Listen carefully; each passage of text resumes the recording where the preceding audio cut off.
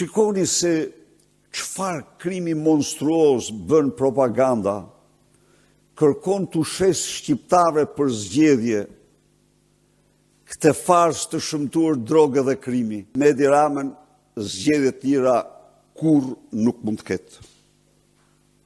Kjo s'është asgjë e re. E kam thënë para këtyre zgjedhjeve, e them sot me bindjen më të madhe mbasi Edi Rama ka krijuar shtet elektoral dhe zhvillon farsë elektorale. Natyrisht, largimi i Edi Ramës duhet të jetë qëllimi më madhor i shqiptarëve. Ishim para dy rrugëve. Pjesëmarrje ose mos pjesëmarrje. Në qoftë se nuk merr pjesë dhe mund të mos marrësh, do të zgjedhësh rrugën e dhunës ose rrugën e shurjes. Ose do pranosh që unë, me qenë se këtu sfitohet s'do merrem ma me politik, ose do merrem dhe do përdor dhunën, forcën, ndaj kësaj qeverie që të merr lirin.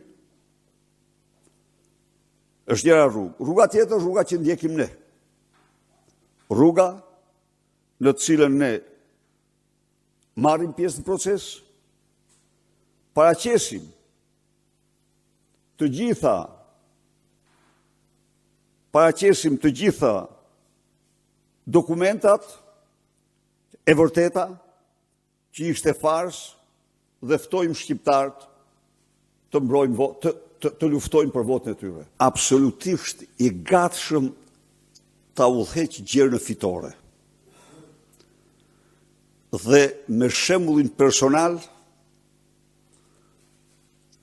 të rikthej shqiptarëve votën e lirë. Më shumë se kur. Greva Auris, opsion? Urdhë? Greva Auris është opsion në shtator? Asgjë nuk përjashtohet. Nuk përjashtohet asnjë variant.